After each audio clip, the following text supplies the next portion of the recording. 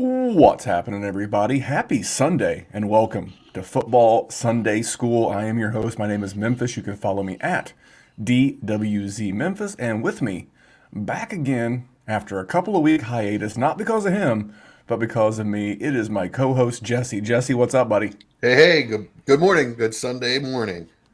Good Sunday morning to you as well. Football Sunday School is back.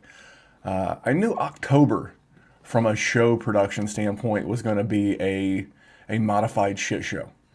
For me personally, my wedding anniversary is in October. That weekend, I was in Denver. And then last weekend, I had to make a quick trip out your way, out to Maryland. Oh, Frederick, not too far from where you're there. You're in Jersey, right? no, I'm in Baltimore. Oh, you're in Baltimore. That's right. I was thinking of another member of Frederick's the. the other side of the state, though. Correct, correct. Now my son got to go to Baltimore. He went to the aquarium. He went hanging out, went boating in the Chesapeake. He's big time, you know. Oh, nice. He went with some family members, and then my wife and I drove out and picked him up and drove back. So So, I have a quick story about Frederick. You've seen the booming metropolis. Now that you've been there, I had oh, never I've been been many there. times. It's Oh, a, it's okay. it's getting bigger. But I had never been there. I didn't know anything about it a few years ago. After a couple years after I moved to Maryland, and just felt like I needed a quick getaway from work. Got a weekend off, and grabbed the girlfriend and was like, "Where do we go? I don't want to be too far because if they actually need something at work, I need to actually be in range." It's kind of a tough time. She's like, "Well, there's Frederick." So we took a weekend away and spent some time in Frederick.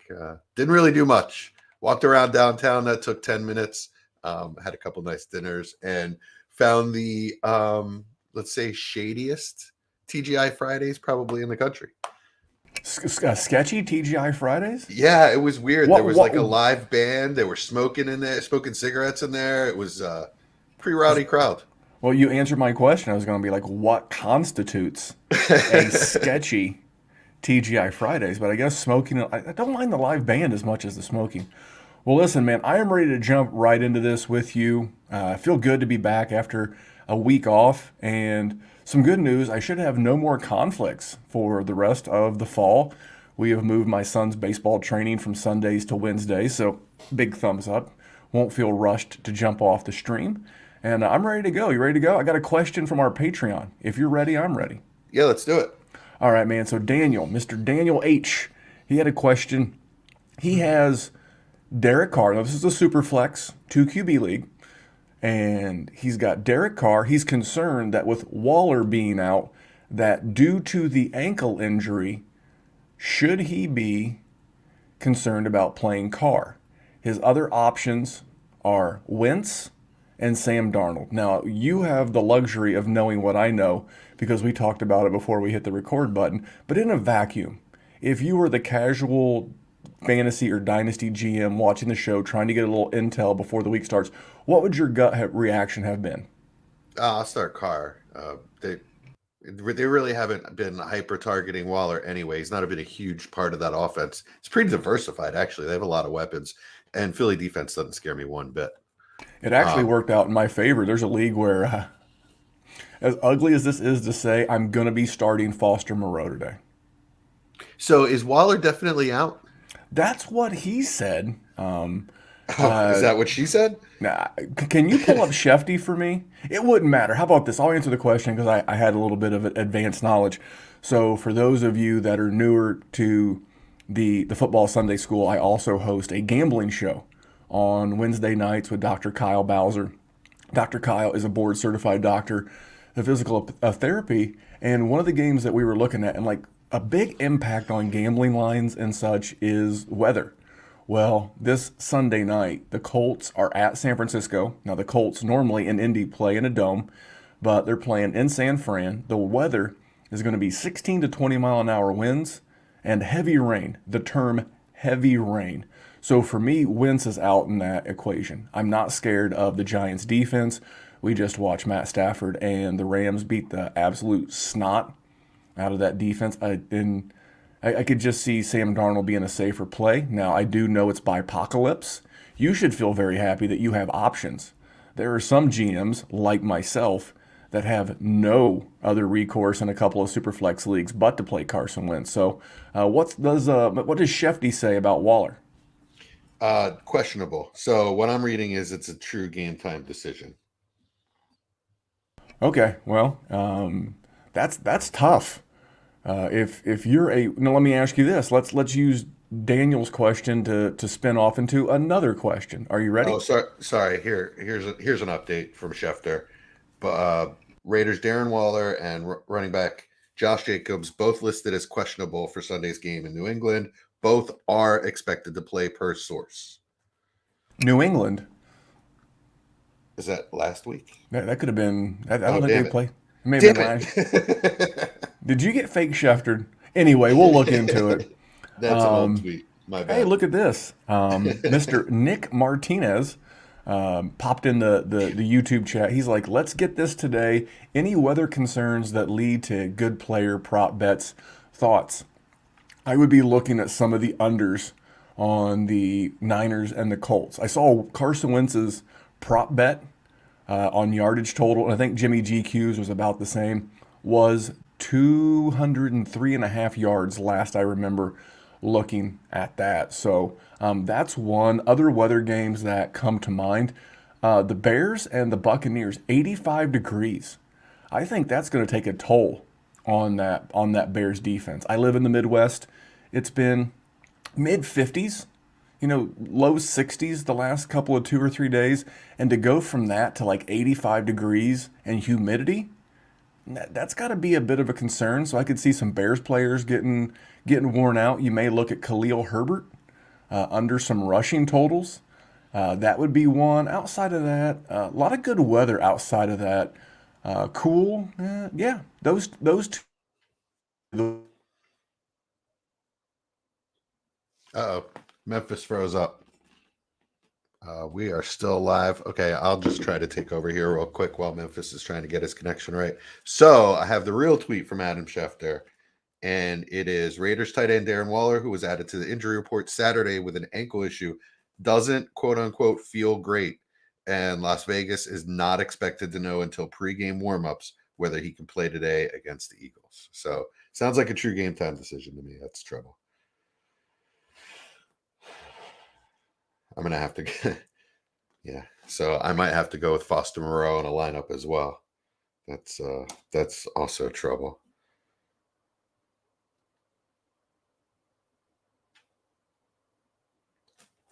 All right. So Memphis has dropped. I don't know if I am live or not.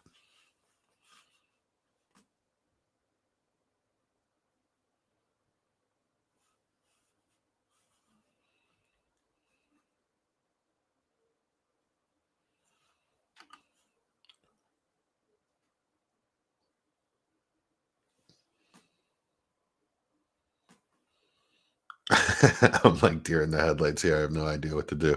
I don't have control, so I don't think I can even post in chat. If you guys can hear me, somebody post in chat. Let me know.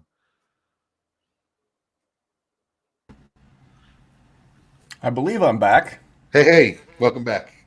Yeah, I was all of a trying to sudden, hold it together while you were gone. I really wasn't even sure if I was broadcasting or not. no, you were doing great. Yes, once the stream started, you can continue to run it. So, Okay. yeah, it's a little interesting weather here in Indy. Baseball tournament got rained out, and we are back. So, yeah, those would be the weather games. Going to be raining tomorrow night in Seattle, but it's it's Seattle. So anyway, ready to go into the next question. Again, sorry about that. Wasn't expecting to lose internet. Steve Gambino was going to stream Wentz until I saw the weather. 6 point passing TD. Wentz, Heineke, Geno Smith, Golf, McCorkle. McCorkle feels like the right answer. The more I see of Heineke, the less I trust him. Thoughts? Yeah, I don't want any parts of him. Wentz, Goff has looked like one of the worst quarterbacks in football. So who's New England playing? That's the matchup I don't remember off the top of my head. Jets, the NYJ. Jets. They're not terrible against the pass, but yeah, that feels like the right call to me as well. The, Gino's been okay. But he's still Geno Smith. I mean, he I'm will just come. waiting. It's And you're, like all water finds its level, right? He will come back to being Geno Smith. and Geno Smith, he's going to be playing against Sean Payton with 2 years to prepare. I'm sorry, 2 weeks rather to prepare for Geno Smith. So I'm going to let you hold it down. My internet is acting funky again, if you don't mind. Okay. I'm going to throw one to you. Um, no, we are good. Do you have any questions that you're going to jump into? And I'll think of an answer while I'm working on this internet. Yeah, we've got one from Snoop in the group chat that in the DWZ Patreon chat. So he wants to know Miles Sanders, Damian Harris, Alex Collins, or Antonio Gibson. Pick two. For me, I'm going Harris and Collins, I believe. Miles Sanders just scares the shit out of me because they don't hand the ball off, and I really, I really think that the Redskins have shown that when they're behind, they go to McKissick. And Gibson kind of scares me. Although Alex Collins is a little hurt. You know what? I'm going to go Damian Harris and Gibson and just cross my fingers that he's still Antonio Gibson. And Green Bay's defense is decent. I think their front seven is pretty good, but they don't really scare me too much.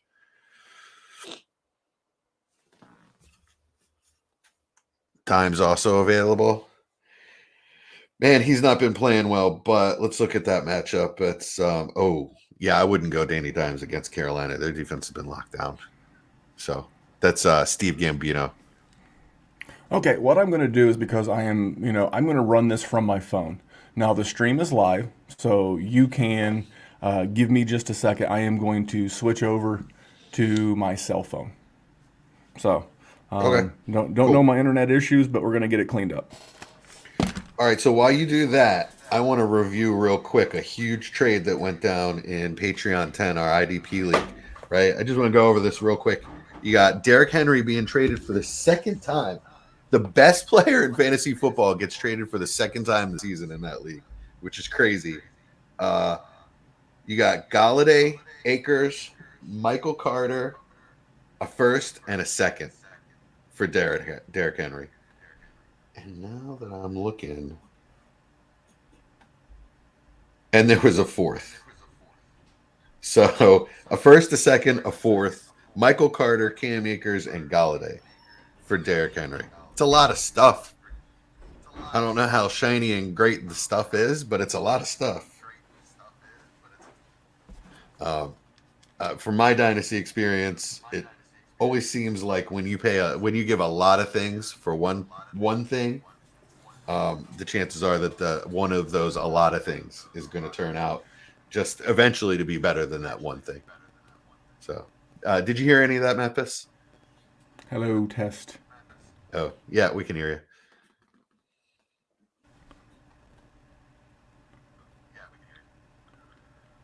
And now we've got another one from Steve Gambino in chat. I wonder if I'm allowed to.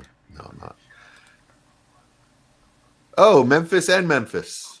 Nice. Yeah, little There double stream. Yeah. Oh, I'm gonna move that light though. I'll be blinding people. Yeah, I don't know where my my internet troubles are coming from, but they're here. So anyway, I'm ready to go now. I can hear you. Okay, can you hear me? Yep, I can hear you. Awesome. Thank you. So yeah, what was the most recent question? Sorry about that. I had a little technical issue myself. I hear you. All right. So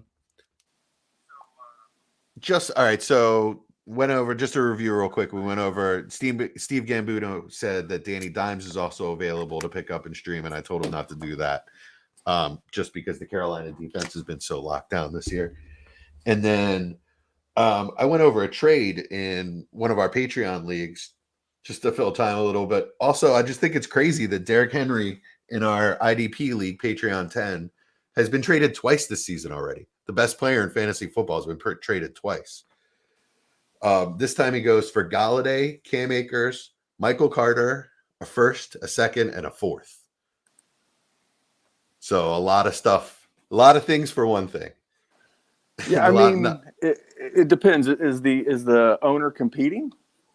So the guy that traded away Derrick Henry is 4-2 and made some significant trades to be a competitor, traded for Diggs and traded for Henry. So he says if I didn't have 3 other running backs or if it wasn't this format, I don't think I would have traded him. So I think he's still trying to compete. Okay. And who are his other running backs? He's getting Akers, but he also has. Let's see. He's also got Aaron Jones, McKissick, Alex Collins. Let's see. He must have some on by. Yeah, Zeke. He's got quite a few wide receivers as well, but he's got Akers and Gus on IR. Okay. Yeah. Well, I and Eckler as well. Sorry, my bad. So Zeke, Eckler, Jones, McKissick. Yeah. So he's got more than enough running backs to get through the rest of the season and compete. Yeah. And he got Michael Carter back. And he got Michael Carter, and he got Cam Akers, and he got a first and a second, and Golladay. And some other odds and ends. Right. My only concern with that is that you would be facing him again in the championship potentially, but you got to burn that bridge when you get there. There's no guarantee that you get to the championship. That's something we went over on the Patreon chat not too long ago, or just actually the other day. I don't feel confident going against any team that has Derrick Henry on it. It doesn't matter what my team looks like. I don't feel confident. I just, if we're in the playoffs, your team's good enough to get to the playoffs, and you have Derrick Henry, I'm definitely shaking. But if you've got an Austin Eckler that can also give you a 40-point game, does that concern you as much as, I mean, there's no guarantee. Right. I mean, for me, you're going to deal with this as you deal with this, and I'm continuing to deal with issues here with my setup. So you're actually going to be able to see it because I've got to be able to set this phone down so I can concentrate. But yeah, give me just a second here. All right, cool. So there you go. You can actually see my computers in the background. Nice. And my lights and everything. Yeah, this is going to be the best I'm going to be able to do, but I'm hands free and I can think. So cool. I don't mind it. I mean, he's, like I said, so he's got Jones, Zeke, Eckler. I'm missing Eckler. Yeah. I'd say all those guys are just as equal if given a 30 or 40-point week as Derrick Henry. Maybe not as likely. Right. Where Derrick Henry feels like every week, these guys are like most weeks, or, for a 30-point week, or a 40-point week, maybe every other or every third week you get that out of those guys, where you feel like you get it every week out of Henry. Right. No, I'm in total agreement. All right. Can you see any more questions in the chat? I don't think I can see them. Yeah, we've got one that's OJ Everett, Cole Kmet, or OJ Howard, Gerald Everett, or Cole Kmet, non-tight end premium from Steve Gambino. I am going to go, believe it or not, I'm going to go OJ Howard. No, I'm sorry. Cole Kmet. Cole Kmet, really? You can't throw on. No, I'll just ask you a series of questions. I'll answer this question with some questions. Are you ready? Yep. Okay. Can you run on Tampa Bay? No, not really. Do you think the Bears will be behind Tampa Bay? Yeah, absolutely. Okay. So if you're behind and you can't run, what's that going to force you to do? Throw incompletions? Well, if you're the Bears. If you've been looking at Justin Fields' completion percentage, yeah, about half the time the ball's going to hit the turf. But the other half of the time, I think this could be a good game for Kmet. And the secondary of the Bears continues to be banged up. It feels like for whatever reason they can't get Robinson going. Mooney's, here or there. So for me, if I had to go with one of these guys, I don't know what the relationship between Gerald Everett and Geno looks like. Not that Everett has been blowing up this year at all. And then you have O.J. Howard. I mean, Cameron Brate's still going to be involved. And I just the game script, I guess, lines up more for the Bears to pass the ball. So I'm going to go Cole Kmet volume play. I'm It's Kmet or OJ, but I don't want to fall victim to the, hey, I saw OJ score last week and have a great game against Philadelphia. You know, on a week like this, I cross my fingers and go OJ, knowing that the Eagles can't cover tight ends or much of anyone, but definitely not tight ends. That's just my sure. No, I mean that's it's just my one of those guess. Two. Who the hell knows? It's going to be one of those two. I just see the Bears being behind, having to throw, and I see Kmet in there. My only, you know what? I don't know. I'm 50-50 because I'm sitting here thinking the Bears' offensive line's terrible, and what if Kmet's kept in the block? Right. Or Chip, and you know how. But I also know that Jimmy Graham's not going to be in there, so someone has to play the role of a pass catching tight end. So do they elevate a blocking style tight end and let Cole Kmet go out in more routes? It's not like the Bears have a multitude of options at wide receivers. You've literally got Robinson, Mooney, Kmet, and the running backs. But it's such a low volume passing offense. I think I'd rather just take my chances with Tampa Bay, who I know is going to throw. At least in the first half until they get a big lead. And that's my holdback on OJ is this going to be a Cameron Brate week? Is this going to be a Mike Evans week? Is this going to be a Chris Godwin week? Yeah. You know, I do know that Antonio Brown's out, so maybe that opens up things. I think it's going to be a huge Chris Godwin week. So it would be one of those two. I can make pros and cons cases for both of them. Like I said, I lean Kmet, you lean OJ, but I think we can both firmly say we're not in the camp of what's his name? Gerald Everett. Gerald Everett. All right. Can you see any more questions? Well, actually, I have one for you, and then there is one from chat. So I have Waller in a league. This is a short bench, and I don't have a backup tight end, right? So I have to pick somebody up. I'm going to pick up Moreau. It's probably the best chance I have. So who do I drop? The Isle of Foster Moreau. Yeah, the island of Dr. Foster Moreau. That's it. So who do I drop? Golladay, LaVisca, or Rondell Moore? And this is Kenny Golladay. Kenny Golladay. Okay. I'll take low to no. I mean, this is a redraft, right? I'm taking it. This is a redraft, yeah. Yeah, I'm taking low to no. I'm taking low production versus no production.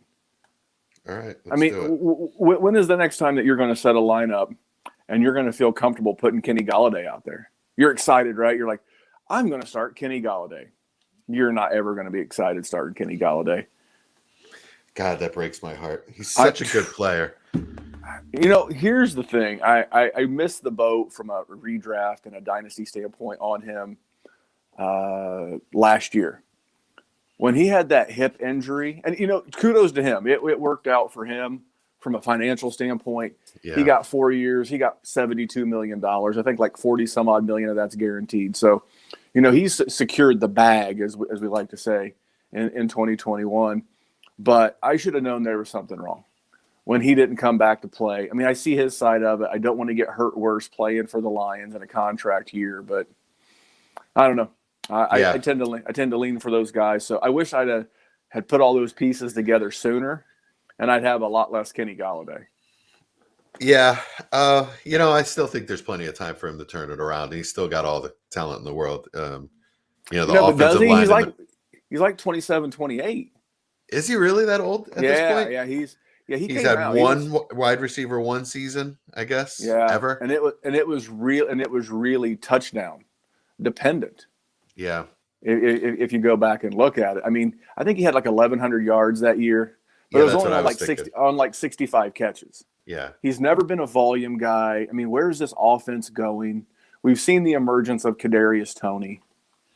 You know, and it's not a good line. It's not a high volume or creative offense. You know, you have Jason Garrett as the offensive coordinator. I'm less concerned with that. I was really hoping that Jason Garrett was, and maybe he was going to. It's not like Kenny Golladay has been. He came into the season hurt. Yeah, I was really hoping that Jason Garrett was going to use Kenny Golladay the way that he used Des Bryant in Dallas, right in the red zone. I mean, just in general. big Yeah. shots down the field, in the red zone, just a Well, lot of different ways. I'll tell you, especially early in the year, and now you can't tell at all, but it looked like Danny Dimes was hesitant. He just didn't want to. The Golladay is not going to get separation, right? He's not that quick kind of run a route kind of guy. He's the guy that's going to win, right? You throw it up there to him, and he's going to win the catch point, right? So Danny Dimes I don't think he had the confidence in him. They don't have that chemistry together, right? He doesn't know that this guy's going to go get that ball. So I don't think he was using him. I think it's the quarterback not having confidence to use the guy right. Yeah, and a resource that I use a lot is Tankathon. Mm-hmm. And, we've had this conversation. We had about a month ago with Shane Hallam. He's with one of the draft sites, and I know he's with Fake Pigskin and Steel City Insider.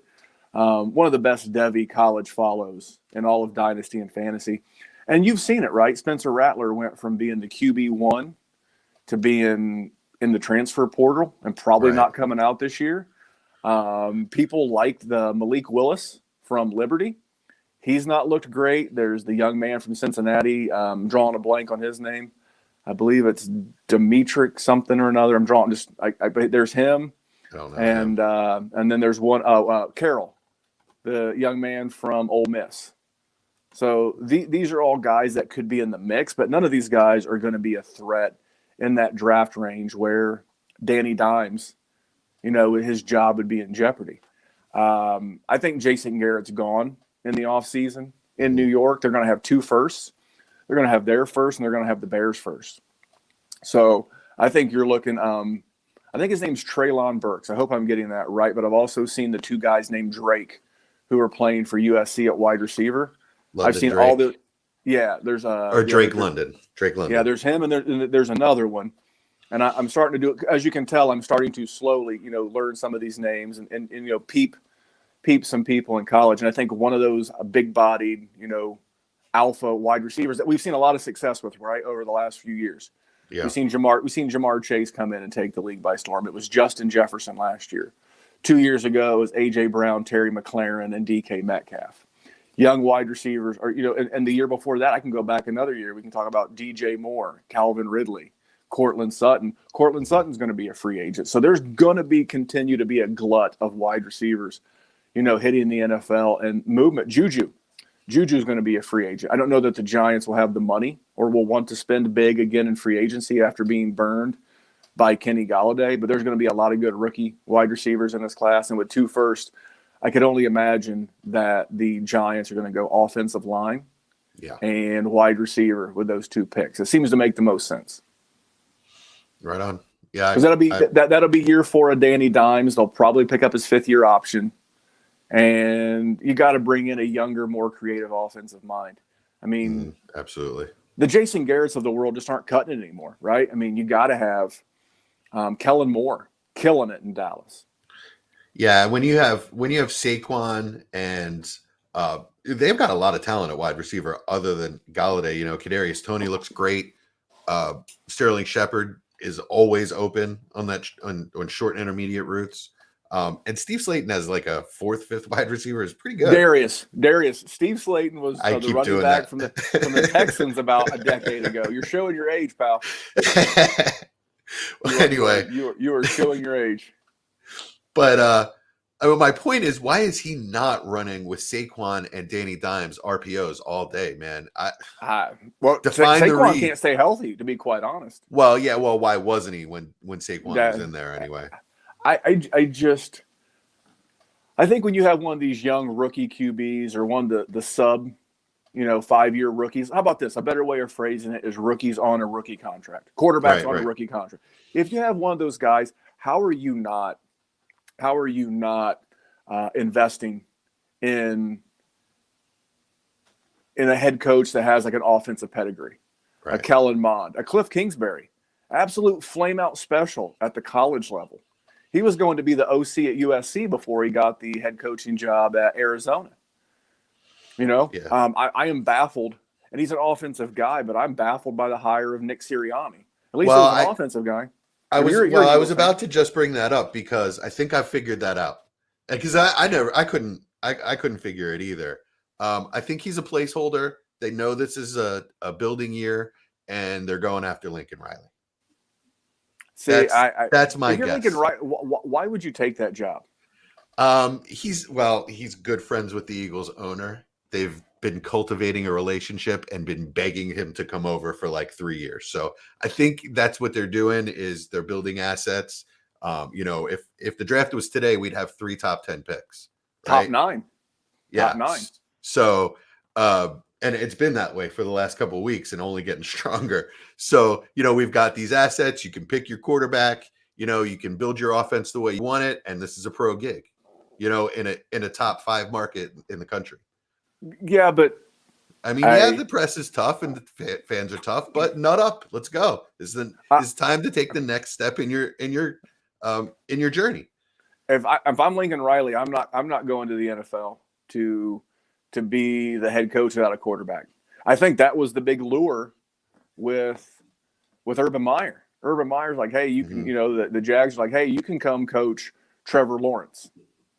I mean, this is going to sound very harsh, and I don't mean it to sound that way, but if you're Lincoln Riley, you already realize you couldn't win a national championship in college with Jalen Hurts. Are you going to come in the NFL? And think about their division, right? They've already got Dak in their division. Uh-huh. Washington. Danny Washington Dimes stinks. Washington does stink. Terrible. But Washington can't get out of their own way. But I mean, if you go there, you're going to a division. Forget the conference, but you still have Aaron Rodgers for now. You got Matthew Stafford. You got Kyler. You're soon to have Trey Lance. But again, if you have 3 high draft picks, you can kind But there's not. But you can write your own check. Yeah, but he's making like $10 million a year in Oklahoma. Yeah. Like I said, if he had the lure of great Florida weather, tax-free income, and coaching Trevor Lawrence, maybe. But man, to get beat to death every day in the Philly media to make like a couple. Come on, we're warm and fuzzy if you win. Yeah, great. but they'll turn on you like Judas if you don't. Anyway, we spent a lot of time talking about rookies and quarterbacks. What else we got in the chat? All right, so AJ Green, Michael Carter, or Gaskins in the flex PPR. Oof. I would go Gaskins, Carter, and then the first AJ Green. I'm just not touching it. It's barrel duty in Arizona. I feel like if anyone's going to get an abundance of targets today, it's going to be DeAndre Hopkins because this is his one shot probably in the remainder of his career to play against Houston, unless it were to be in a Super Bowl. We both know that's not going to happen anytime in the near future. DeAndre Hopkins is, I think, 29 or 30 years old. I think this is a big D-Hop game. So for me, I'm going to eliminate AJ Green because of that. And so for me, what was the other 2 again? Michael Carter or Gaskins? That's tough. I'm going to lean Gaskins because I don't trust rookie offensive skill players against Bill Belichick. He has a way of just absolutely – he's the eraser when it comes to rookies, especially quarterback. That Atlanta defense is pretty bad. So, like I said, I'm going to stick with my initial – you know what they say, you think long, you think wrong. I am going to stick with Gaskins as my top option. Gaskins, Carter, Green, in that order. I'm going to go AJ Green only because – and it's only because I'm guessing, right? I think it was – I'm going to credit JJ Zacharyson with this, explaining to me a little bit, not to me, but to the audience, a little bit about how the Arizona hierarchy works, right, as far as wide receivers go. So he was saying how AJ Green is he's a guy that gets open and they look for against zone coverage. And then Kirk is more the guy against man coverage, right? AJ's too old to get open against man. So playing against Houston, I would expect them to play a lot of zone just because, bend but don't break kind of thing. Don't get beat deep by this offense. That is a total shot in the dark, absolute guess. From a guy who's a big Vegas guy and looking at I love that handicap against, to use a term, I love that against any other team but Houston. Think about how unceremoniously D-Hop was moved out of Houston. for a second and David Johnson. Yeah, that's a revenge game. That's a revenge spot if there ever was one. Don't you think? Hey, let me just play DeAndre Hopkins for a second. You're going to be Kyler, okay? Are you ready? Yeah. I'm gonna walk up to your locker. I'm gonna do this. What's up, man? Yo, what's up? Hey, man. We're playing Houston this week, right? Oh yeah, didn't you play there? Yeah, I did, and you saw how they did me, right? Yeah, I saw that. I got to get mine this week. Can I get mine this week? I got you, brother. That's how that conversation went. 99% accuracy. Yeah, man, absolutely. That's how that. About that.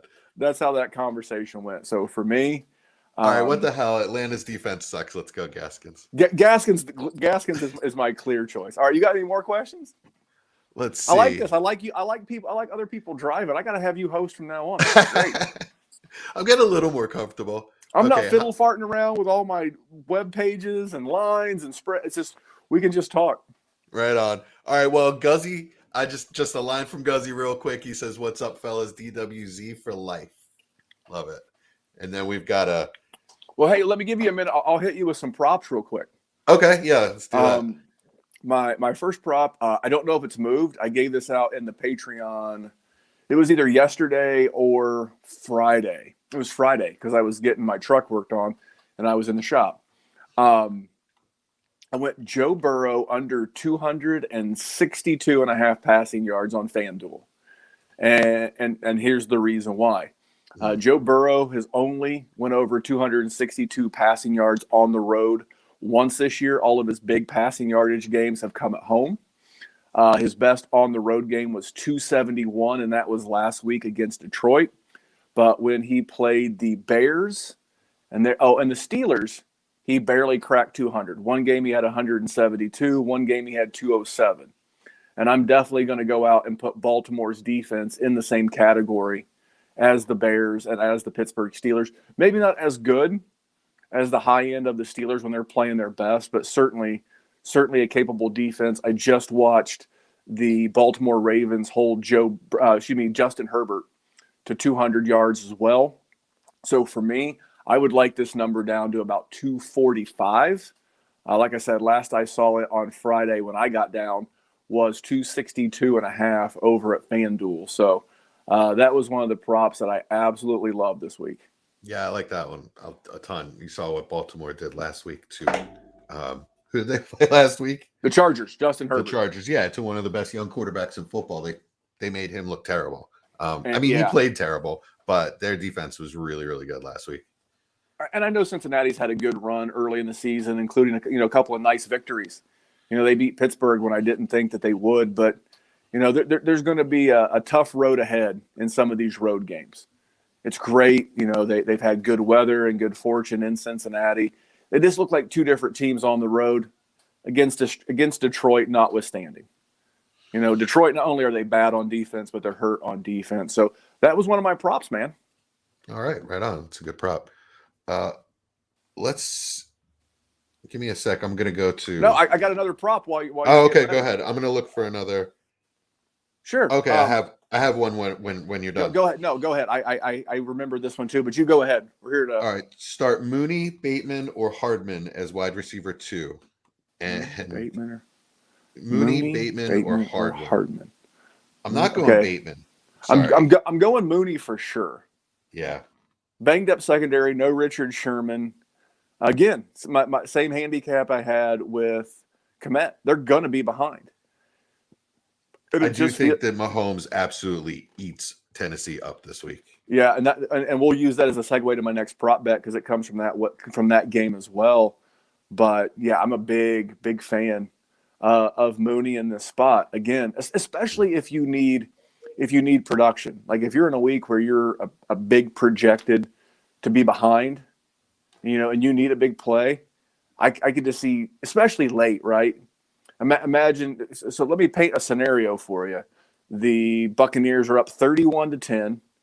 It's midway through the fourth quarter. Couldn't you just see Justin Fields with that big arm just throw a YOLO bomb and see Mooney get behind a corner that just made a business decision, and and then he scores a garbage time touchdown.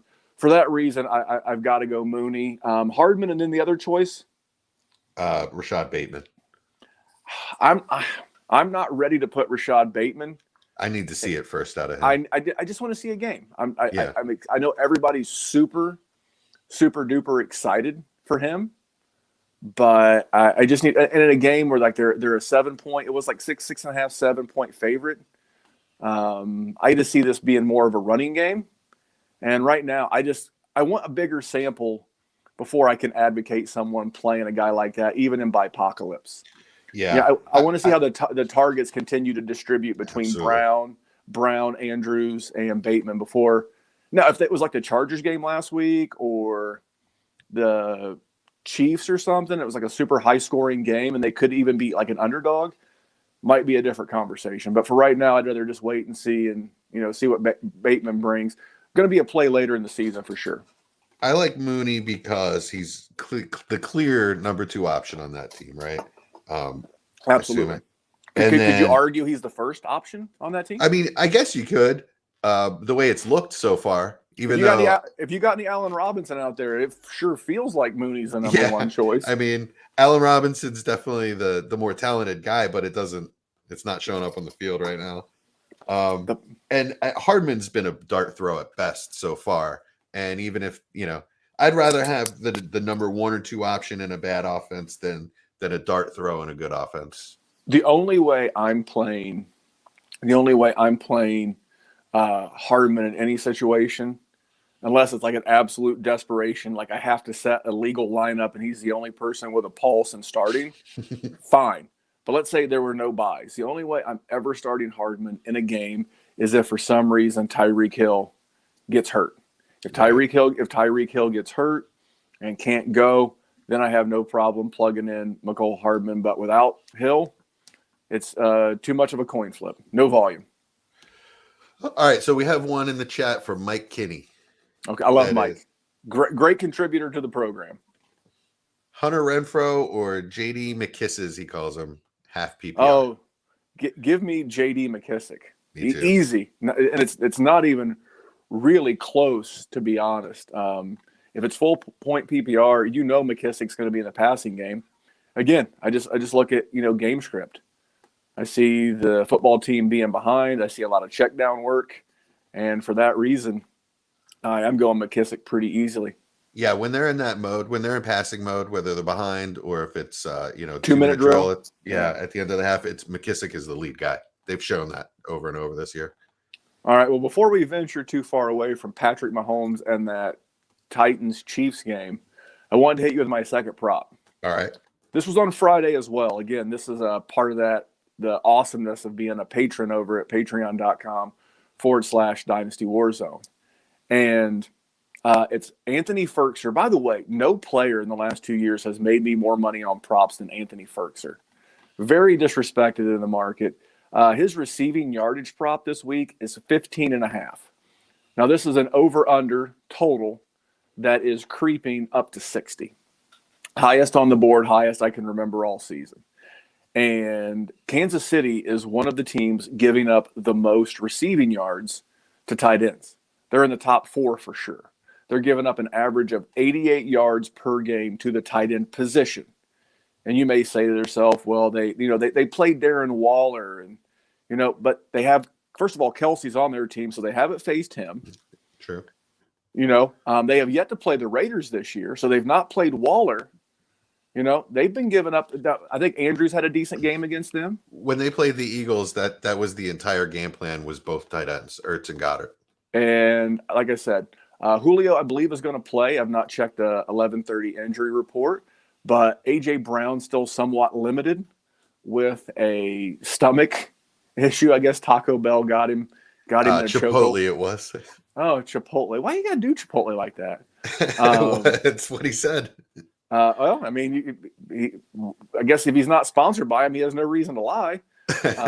But he's not feeling his best. And dude, if you ever had food poisoning, it will linger for Absolutely. a while. So he's still getting his strength back. Julio, I mean, with his hammy, you think he's going to be on a pitch count? I mean, he wasn't in there in the fourth quarter of the last game.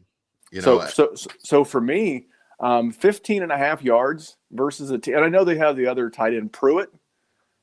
But even if it's a 50-50, share, 15.5 yards, he said he's played 4 games this year. Ferguson did miss 2 games with a knee, but in 3 of the 4 games, he's been over 15.5 yards. He's had 16 or more, and in that 4th game, he had 11. So this is a number he's going to be around.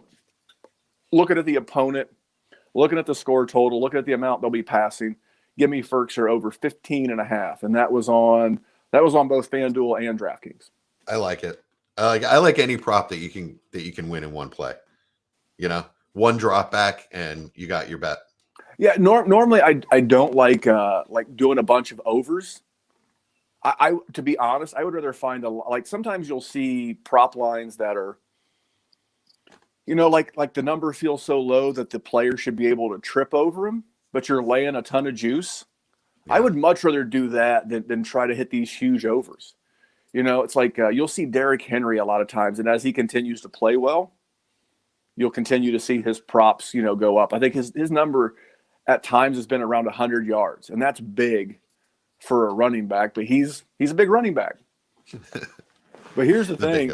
Yeah, absolutely. But I would much rather look at guys with numbers they could get to a lot more easily and lay that extra juice. I'd rather lay $1.70 knowing that it's much more of an easier prop than to lay, 115 and knowing that you're not only are you chasing a big number, but you're having to fade injury, game script, and a lot of things can go wrong with chasing those big numbers. So that's kind of how I look at some of these props. Right on. Yeah, I hear you. I don't love rooting for an under, but maybe that's a game. Maybe that's a game that I'm not going to watch anyway. You know what I'm saying, or not pay a ton of attention to. So if you're in the sports book in Vegas, they call that the corner of the room TV game. It's the game. It's the game that's so ugly that it's only on one screen in the corner of the room. Yeah. Couple of weeks ago, that was the Colts and the Houston game. This week it's the Dolphins and Atlanta game. Yeah, just ugly, tucked over in the corner. Bengals Ravens are always kind of that game, even though they've got a lot of exciting fantasy guys this year. It always feels like that kind of game to me. Like I don't care about the NFC or the AFC North. Hey, I got a question because I'm doing this from my phone. The group chat pops down occasionally, and we have one of our newer patrons, Don. By the way, welcome to both Don and Aaron. Welcome. To the DWZ Patreon. Don just said he's debating between Boldin and Rashad Penny. And first of all, you have my deepest sympathy. I'm gonna take my hat off and just mourn for you. But for me, I'm going Boldin there. I don't trust Rashad Penny. I don't trust what's his name, the head coach, Pete Carroll in Seattle. At least Boldin may get a catch or 2 or 3 and might get you 5 or 6 points. Yeah. Penny, if I had to look at those guys, here's how I would look at it. This is an ugly bye week, as we've talked about a bajillion times, right? If you're down to the bottom of the barrel, look for the guy who's least likely to give you a 0. Yeah. Yeah, absolutely. And so Rashad Penny is most likely. I mean, has he played since he got hurt I think season and a half ago? He played a couple of snaps earlier in the season before getting hurt again, and he's just coming off IR. And I know Alex Collins is banged up. I would rather lean on like a DJ Dallas or DJ Dallas. I'm telling you, if we look back tomorrow, if Alex Collins is limited and they get behind, and DJ Dallas and his passing chops, if we look back and we're talking on Tuesday and Wednesday about how did we miss this DJ Dallas spot, I'll be like, man, I could see it. In my mind's eye, I could see DJ Dallas having a day. Is Alex Collins out? He's listed as questionable, but head coach Pete Carroll. By the way, I know head coaches lie, but no head coach lies like Pete Carroll. Good Lord. Man, he's no Bruce Arians. Bruce Arians likes to tell the truth. Yeah, Pete Carroll said, I'll tell you the truth one time. I will lie to you. All right, we got any more questions before we wrap this up? Yeah, we got one more from your partner, Nathan Biega. Love that guy. Oh, yeah. And Mike Kinney just threw out Travis Homer as well. So who the hell knows? Travis. I mean, here's the thing. It's by apocalypse. and we're grasping at straws. Yeah, so definitely not Penny. Yeah, but so Nathan says, how bad? It's like, how bad is that? I know it's horrible. It's Biser, but not Rashad Penny. Yeah. Sorry, I'm late to the party, gentlemen. Lockett's or Ertz in the flex, no tight end premium. I gotta go Lockett. Yeah. You got to, because you don't know how Ertz is going to fit into that offense in the first week. I will say this: if anyone has dropped Ertz or has you can get Ertz cheap before he has a good game, there's no one that I recommend picking up off of waivers or trying to get cheap in a tight end premium league. And here's why: not only do I believe this personally, it's just a fundamental thought of my own, but we've seen this head coach do this before. So Zach Ertz, it was in 2018. I believe it was 2018. I'm positive it was 2018. The Arizona Cardinals traded for Kenyon Drake. Do you remember this? Yeah. Mm-hmm. And I told our listeners at the Dynasty Warzone at the time that you don't trade for a guy unless you have a plan to implement that guy in your offense. And if you go back and look, Kenyon Drake won a lot of people a lot of championships that year. He had a huge playoff run. And then they re-signed him for a year in 2020. Then he bombed out last year. I don't know if you remember where he played last year. Or maybe it was 19, but it was the year that they traded for Kenyon Drake. Right. This organization, they didn't trade for Zach Ertz because they didn't have a plan for Zach Ertz. Agreed. Yeah, I mean, what was his name? Max Williams? Max Williams had two tight end premium games where he scored 19 or more tight end premium points.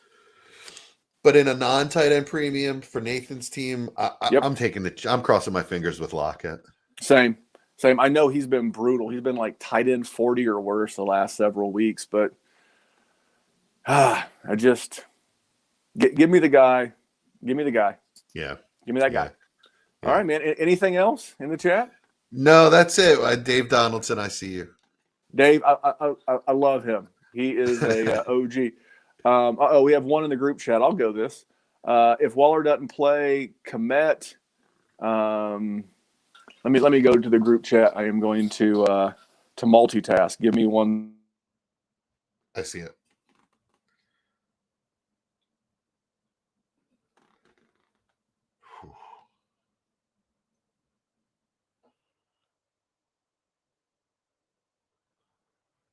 Oh, so yeah, that cuts you out, Memphis. I'm not sure if you're still talking and don't realize.